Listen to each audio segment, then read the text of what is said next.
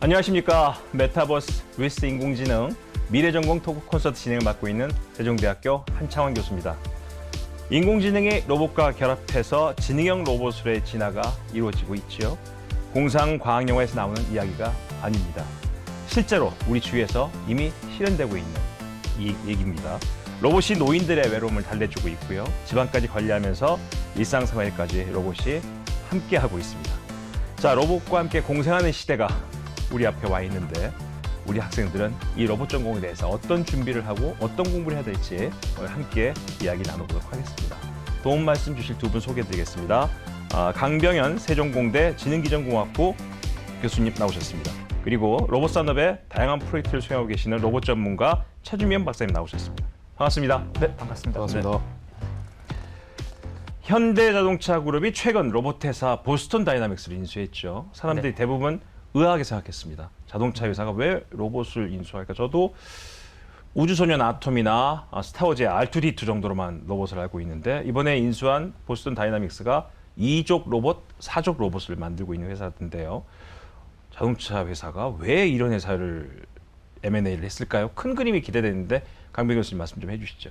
현대자동차 같은 경우에 지금 Progress for Humanity라고 해서 인류를 위한 진보라는 어떤 목표를 가지고 계속 이제 연구를 진행을 하고 있고, 그 과정에서 이제 현대자동차 같은 경우는 그동안 자동차 연구를 했었잖아요. 네. 이 자동차라는 거는 이제 결국에 모빌리티에 관련된 건데, 이게 단순히 이제 바퀴가 달린 이런 것들만 이제 모빌리티가 아니라 2족 보행이나 4족 보행 이런 로봇들을 통해서도 어떤 모빌리티적인 분야에서 이제 사회에 기여할 수 있는, 인류에게 이제 도움이 될 수 있는 이런 로봇들을 이제 연구를 하려고 하는 것 같습니다. 그래서 단순히 이제 인수를 하고 끝난 게 아니라 산업 현장에서 이제 4족 보행 로봇이 실제로 돌아다니면서 인부들과 같이 작업을 하는 테스트도 진행을 하고 있고, 그 외에도 병원에서 이제 환자들과 이제 비대면 어떤 진료 같은 것도 좀 할 수 있고, 근데 이런 것들이 지금 요즘 코로나 시대다 보니까 잘 생각을 해보면 또 의료진들하고 코로나 환자들하고 이제 접촉이 많을 수밖에 없는 거를 이런 로봇들이 조금 줄여주게 되면은 어떻게 보면은 또 이런 또 사회적으로 좀 좋은 영향을 끼칠 수 있는 또 그런 발전적인 기술 개발이 되지 않을까 또 생각이 듭니다. 그렇죠. 자, 두 분께 한번 제가 편하게 마음 드시라고 질문을 해볼게요. 마징가 제트하고 로봇 태권브이가 싸우면 누가 이긴다고 생각하십니까, 교수님? 먼저 그럴까요? 한번 박사님께서 먼저 말씀해 주실까요? 예. 두 로봇은 다 아시죠?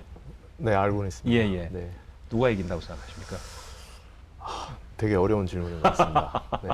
네. 물론 한국의 로봇 공학자로서는 네. 로봇 태권브이가 이겼으면 하는 바람이고요. 그래도 그 명분과 우리가 이유는 네. 있어야 될 거 아닙니까? 왜 이긴다? 우선 독도를 지키기 위해서 이겨야 될 것 같고요. 네. 기술적인 측면에서는 사실 일본의 경우에는 꽤 오랜 시간을 이런 어떤 휴머노이드 로봇에 많은 연구를 투자를 해왔습니다. 그래서 그런 의미에서는 사실 만화의 가상 대결뿐만 아니라 실제 현실에서도 한국의 이제 휴머노이드 로봇, 그러니까 일본의 휴머노이드 로봇이 만났을 때 한국이 이제 최근 휴보와 같은 이런 뛰어난 성능을 가진 휴머노이드 로봇들이 나오고 있기 때문에 그런 점에서는 이제 오랜 시간 연구를 했던 일본에 대해서도 충분히 경쟁력을 가지고 있다고 판단을 하고 있습니다. 그래서 제 개인적으로는 로봇 태권브이가 이길 수 있을 것 같습니다. 강 교수님 어떻게 생각하세요? 네, 저도 굉장히 어려운 질문이라고 생각을 합니다. 네. 제가 어릴 때 사실 로봇 태권브이나 마징가 Z를 보고 자란 세대는 아니거든요. 아마 이 영상을 보시는 친구분들도 비슷할 것 같은데, 그래도 아무래도 우리나라 국기인 태권도를 쓰는 태권브이가 이겼으면 하는 바람도 있고, 올림픽에서 정식 종목으로 채용이 돼 있고 굉장히 이제 강한 무술이라는 게 입증이 돼 있으니 태권브이가 이기지 않을까라는 생각을 해봅니다. 강 교수님과 우리 박사님께 세대에 맞지 않는 질문들인 것 같습니다. 제 기준에 맞는 로봇만 얘기하다 보니까 저희 때는 저는 그걸 보고 자란 세대이기 때문에 그런 말씀 드렸는데, 제가 이 말씀 드린 이유가 강 교수님께서 공부를 하실 때는 로봇 전공 같은 게 대학에 없었을 때인데 로봇 전공을 하시게 된 동기가 어렸을 때부터 로봇을 되게 좋아하셨나요? 사실상 그 표면적으로 대학교에서 이제 로봇이란 단어가 들어온 학과가 최근에 생겨난 거는 맞습니다. 근데 하지만 그 로봇이라는 분야는 굉장히 오래전부터 기계공학과에서 이제 세부 전공으로서 많은 로봇들이 연구가 되고 있었고요.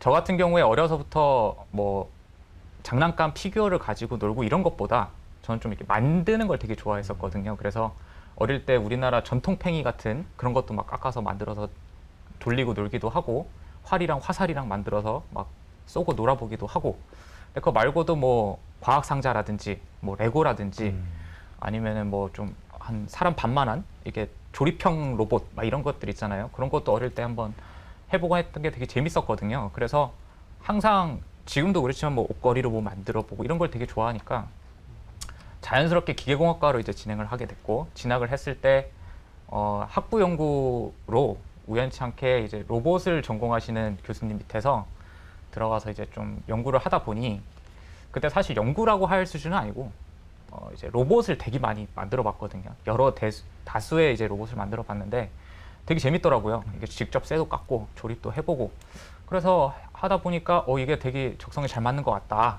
그래서 이제 학부 때 이제 로봇 공부도 좀 더 하고, 아예 대학원으로 갈 때도 그래서 이제 로봇을 전공을 하는데, 거기서 좀 세상에 없는 로봇, 뭐 저 같은 경우에 착용형 로봇을 만들고, 웨어러블 로봇, 그래서 장애인을 위한 일상생활 보조 로봇 이런 걸 이제 10년간 이제 연구를 했었었는데, 그런 걸 해보니까 어렵긴 하지만 세상에 없는 거를 만들고 이게 구현이 됐을 때 되게 큰 즐거움이 있더라고요. 그래서 그쪽으로 굉장히 하다 보니 또 올해 지금 공부를 하고 있고, 저 때는 단순히 이제 기계공학과에 가야지만이 이제 거의 로봇 공부를 할 수 있는 시대였지만, 이제는 전기전자공학과나 이제 컴퓨터공학과에서도 교수님들 중에서 로봇 연구하시는 분들이 또 많고, 그 외에 이제 최근에 들어서 저희 지능기전공학부처럼 또 로봇을 이제 최신 트렌드에 맞춰서 뭐 지능형이나 이런 식으로 붙여서 연구하는 이제 또 학과들이 많이 생겨나고 있는 추세입니다. 사실 그 예전에 또 이러면 라떼기가 되는데, 저는 이제 부모님들이 공부할 때 공부해서 남주냐? 다 네 거다. 뭐 이렇게 공부했던 세대입니다. 네. 근데 지금 로봇 이야기를 들어보면 계속 들어볼수록 공부해서 남주는 전공이 바로 로봇공학이 아닌가라는 생각을 해봅니다. 네. 인류가 더 편안하고 네. 더 행복하게 살 수 있는 게 뭔가, 이런 생각을 하게 되는데, 최준명 박사님이 연구하시는 분야에서 인류에 도움 줄 수 있는 로봇의 미래다 하면 어떤 분야가 정리할 수 있을까요? 제가 그동안 진행했던 이 의료 분야의 로봇을 네. 좀 예를 들어 말씀을 드리면, 사실 의료 로봇이라는 것은 지금 다양한 형태로 상용화가 진행이 되고 있습니다. 아까 교수님 말씀하셨던 노인을 위한 여러 가지 그래서 서비스도 돌봄 포함된 로봇이라거나 거죠. 서비스 로봇 이런 범주에도 이제 의료 로봇이 포함이 될 수 있고요. 근데 이제 특히 사람을 치료하는 목적으로 만들어진 로봇들도 세상에 많이 존재하고 있습니다. 그래서 이런 것들은 단순히 의사를 이제 로봇이 대체를 한다는 개념은 아니고, 현재는 함께 가는 어떤 동반자적인 존재로서, 그러니까 도구로서, 아주 유용한 도구로서 이 로봇들을 활용하는 사례가 많이 증가하고 있습니다. 그래서 이런 견지에서 봤을 때 향후 미래에는 이제 이런 로봇들이 비단 의료 분야에만 국한될 것이 아니라 사람들과 함께 가는 어떤 존재로서, 사람을 보완하는 존재로서 그런 방향으로 이제 점점 발전해 갈 걸로 기대가 됩니다. 두 분 다 로봇공학을 공부하셨으니까 로봇공학을 지금 한창 연구하는 연구자로서, 내가 고등학교 때나 중학교 때부터 이런 책도 많이 읽고 이런 공부도 했다면 지금 조금 더 도움이 됐겠다 생각이 드는 분야가 있다면 어떤 분야일까요? 교수님부터 말씀해 주시죠. 사실 저는 책보다는 영화를 조금 추천을 드리고 싶은데, 제가 봤던 이제 영화 중에서 채피라는 영화가 있습니다. 그 채피라는 영화도 보면은 물론 이제 로봇이랑 이제 공상과학적인 로봇이 막 뛰어다니고 하는 것도 재밌긴 하지만은 로봇을 봤을 때 로봇에 저희가 이제 인공지능 기술이 훨씬 더 많이 발전을 해서 사람처럼 생각할 수 있고 감정을 느낄 수 있다면 이거를 로봇이라고 보는 게 맞을까? 라는 질문을 여러분들이 같이 한번 생각을 해보면서 영화를 보면 또 되게 재밌는 포인트가 될 것 같고요. 그 다음에 두 번째로 좀 추천하고 싶었던 영화이자 제가 조금 더 빨리 봤었으면 좋았을 것 같은 거는 트랜스포머가 있습니다. 트랜스포머 같은 경우에는 되게 재밌는 포인트는 되게 실감적으로 로봇이 막 변하잖아요. 근데 그게 물론 이제 다 그 공상과학적인 이제 그런 게 들어가긴 하지만은 그게 실제 차 모델을 바탕으로 해서 그 로봇이 변신하는 거를 자동차에서부터 있는 그대로 로봇으로 변신하는 거를 만들고 비행기도 마찬가지고 그런 작업이 엄청나게 그 고도적인 그런 게 들어가다 보니 되게 실감적이 느껴지거든요. 그거를 저는 대학교 때 보면서 아 조금 더 빨리 봤었으면 재밌었겠다라는 생각도 들고 마지막으로는 저는 이제 아이언맨 제가 이제 착용형 로봇 웨어러블 로봇을 이제 오래 연구를 했던 사람으로서 아이언맨을 보고 재미도 있지만 되게 감동도 많이 받았고 제일 재밌는 포인트는 아이언맨이 1, 2, 3, 4 이렇게 계속 발전해 나가잖아요. 영화가 나오지만은 그때 나오는 아이언맨의 다른 버전들이 아무런 생각 없이 이렇게 만들어진 것이 아니라 어떻게 보면 정말로 로봇 공학자들이 로봇을 만들어가는 과정에 어떤 아이디어들이 하나씩 들어가는 것처럼 되게 잘 짜여진 각본이라고 저는 생각을 하거든요. 처음에는 고철 이어붙여서 만들다가 나중에는 예를 들어서 아이언맨 2에서 제가 제일 좋아하는 장면은 아이언맨이 막 수십 대가 이렇게 막 날아오는 장면이 있거든요. 그거를 저희 대학원생들이 보면 아 저희 대학원생들 같다 라는 생각을 합니다. 너무 많은 버전이 나오는 게 버전 1, 2, 3, 4에서 많잖아요. 학생들마다 다르니까. 네. 네. 뭐 그런 것도 있고 네. 그다음에 그 컨셉적으로도 어떻게 보면 지금은 불가능하지만 뭐 이렇게 사람이 걸어가면은 알아서 탈착용이 되고 모바일부터. 네 발부터 막 뭐 처음에는 보면은 되게 막 착용하고도 막 많이 좋아지는 막 좋아야 되고 막 하는데 뒤에 버전으로 갈수록 그냥 걸어가면은 알아서 쫙 벗겨지고 그다음에 공중에서 떨어지는데 수신호를 하면은 로봇이 따라와서 사람 몸을 인식을 해서 찾아서 착용을 하거든요. 이런 기술들이 완전히 아무런 생각 없이 만든 그게 아니라 정말 미래에 저희 공학자들도 꿈꾸는 그런 이제 아이디어들이 많이 녹아 들어 있어서 버전을 다 따로따로 보는 것도 재밌지만은 그 변화해가는 컨셉을 또 주의 깊게 보면은 재밌게 볼 수 있지 않을까 생각을 합니다. 최 박사님 어떻게 생각하십니까? 저도 어떤 특정 도서라기보다는 이런 공부를 좀 더 했으면 좋겠다라고 생각이 드는 게 어떤 거냐면요. 뭐 사실 강 교수님하고 저는 같은 세대의 학교를 다녔는데 저희 때만 해도 어떻게 보면 학부에서 로봇을 뭔가 해보고 싶다라고 하면 기계공학과가 우세했습니다. 그랬는데 지금 와서 봤을 때는 여러 인공지능 붐이 일어나고 뭔가 소프트웨어적인 요소가 중요해지고 이런 현재에 와서는 사실 로봇이라는 건 기계공학과만의 전유물이 아니더라고요. 더 이상. 그래서 제가 생각했을 때 제가 돌아간다면 좀 더 소프트웨어, 프로그래밍, 알고리즘, 데이터 구조론 이런 지능을 부여할 수 있는 어떤 하드웨어에 지능을 부여할 수 있는 것들을 좀 더 체계적으로 공부를 했더라면 더 좋은 연구들을 더 많이 했을 것 같습니다. 그러니까 아마 교수님이나 박사님이 한참 공부하실 때는 아이언맨 1 정도가 우리는 로봇이라고 생각했던 세대이기 때문에 기계공학 전공에 맞는 얘기했지만 지금 마지막 단계까지 나온 아이언맨을 보면 물론 지금 아이언맨 없습니다만 이제요. 네. 지금 없습니다만 보면은 아 저게 좀 더 발달하면 날아다니다가 로봇이 공격받아서 어디가 다쳤을 때 그게 바로 그 시간에 나노공학이 발달해서 바로 수리되고 보온된 이런 것까지 발전할 수 있는 한계는 무궁무진한 것 같고요. 로봇이라는 게. 사실 그렇게 된다면 지금 친구들이 공부하는 거는 조금 더 정교한 코딩을 할 수 있고 알고리즘을 공부하는 게 훨씬 더 도움될 수도 있다. 이 말씀이시죠. 네, 감사합니다. 2017년에 지능기전공학부에서 로봇 전공이 시작됐는데 지금 졸업생이 나오고 있죠. 네. 예. 이제 어디에 취직이 많이 됩니까? 아직 졸업생이 그렇게 많지는 않아서 네네네. 뭐 정확하게 통계가 지금 집계가 돼 있는 상황은 아니지만은 지금 사실 공부를 이어서 하고 있는 친구들이 굉장히 많은 걸로 알고 있습니다. 네. 그래서 저희 이제 지능기전공학부를 이제에서 로봇 이런 거를 공부하게 되면은 갈 수 있는 방향은 뭐 다른 전공도 마찬가지겠지만은 뭐 취업이나 이제 연구소나 최근에는 저희 과 학생들 중에 스타트업에 관심이 많아서 학부 때부터 이제 또 스타트업 동아리 같은 걸 만들어서 자기네들이 이제 또 뭐 경험도 해보고 이런 친구들도 많거든요. 뭐 회사로 따지면은 국내외에 로봇 회사들이 굉장히 많죠. 근데 이제 우리나라에도 점점 그런 로봇 회사들이 되게 많이 늘어나고 있고 분야로 따지면은 예를 들어서 뭐 제조용 로봇 해서 뭐 물류 로봇부터 해서 뭐 재활 로봇이라든지 착용용 로봇이라든지 아까 말씀하셨던 의료 로봇, 뭐 돌봄 로봇, 소셜 로봇, 뭐 배송 로봇 뭐 사실 말로 다 설명할 수 없을 정도로 많은 분야의 이제 로봇들이 있기 때문에 제 생각에 로봇에 관련된 이런 회사들은 계속 늘어나고 취업 자리는 늘어날 거라고 생각을 하고 생각보다 저희 과에 있는 학생들이 공부를 하면서 재미도 있고 그다음에 이제 학부 연구생이라는 제도를 통해서 연구를 좀 체험해보고 잘 맞는 학생들이 생각보다 많은 것 같습니다. 그래서 학생들이 이제 취업을 할 생각이었다가도 공부를 해보니까 더 공부를 해보고 싶다 해서 인공지능을 더 공부해보고 싶다. 그리고 뭐 실제로 이걸 적용을 해보니까 너무 재밌어요.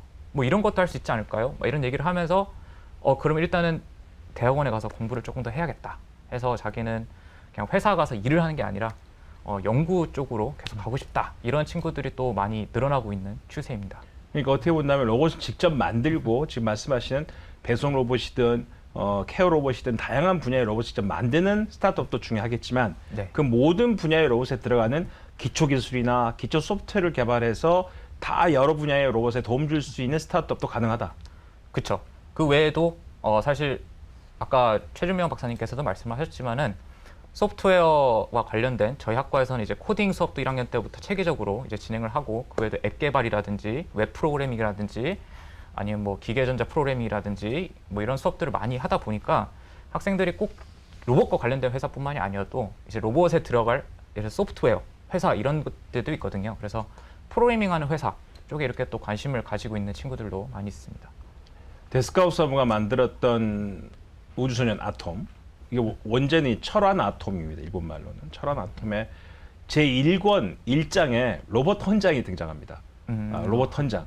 제1조는 로봇은 인간을 돕기 위해 만들어졌기 때문에 절대 인간하고 다투거나 싸우거나 인간을 해서는 안 된다. 네. 인간을 위해서 살아야 된다라는 게 1조에 나오는데 어렸을 때는 그 만화를 보면서 야 로봇 만화 만들면서 굳이 로봇 헌장을 1조에 왜 만들었을까라는 생각을 했습니다.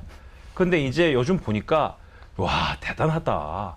로봇이라는 기술이 우리 주위에 오게 되면서 그 사회적 책임을 어떻게 해야 될까라는 고민을 그 데스카 오사무라는 만화가는 했구나라는 생각을 하거든요. 네. 교수님 생각은 어떠세요? 로봇이 발달하면 발달할수록 해야 될 분야. 그 부분은 그 옛날에 그런 생각을 했다는 것 자체가 사실 되게 놀랐고 1900년 후반에 또 이제 그런 로봇을 만들 때 윤리적으로 저희가 지켜야 되는 법칙들이 그런 것들이 이제 제정이 되어 있습니다. 간단하게. 이미 돼 있습니까? 간단하게 제일 중요한 게 이제 로봇이 사람에게 해를 절대 가하면 안 된다라는 게 어쨌든 되게 중요한 파트고요. 아직 근데 인공지능이라고 저희가 얘기를 하지만 그런 일이 걱정이 되려면 로봇이 스스로 이제 모든 걸 다 판단을 하고 이제 훨씬 더 복잡한 상황에서 어떻게 보면 저희를 배신하는 그런 사고까지 갈 수 있어야 된다는 건데 아직 뭐 현재 기술은 거기까지는 개발이 되고는 있지 않지만 오히려 훨씬 더 먼 미래를 생각을 하면 충분히 위험할 수 있는 부분인 것 같고 여전히 많은 공학자분들이 인공지능 기술을 개발을 하면서 로봇을 개발을 하면서 꼭 소프트웨어뿐만이 아니라 하드웨어도 그래서 오작동이 됐을 때 사람을 다치지 않게 하려면 어떻게 해야 되는가, 어떻게 개발을 해야 되는가 이런 것도 사실 하드웨어 로봇 개발하시는 분들도 많이 신경 쓰는 파트라서 굉장히 중요한 부분이고 지금도 많은 연구자들이 거기에 이제 신경을 쏟고 있다고 생각을 합니다. 최 박사님이 생각하시는 로봇공학의 미래에서 완벽한 휴머노이드가 등장하는 시점은 언제라고 생각하십니까? 굉장히 어려운 질문이네요. 너무 어려운 질문인가요? 네.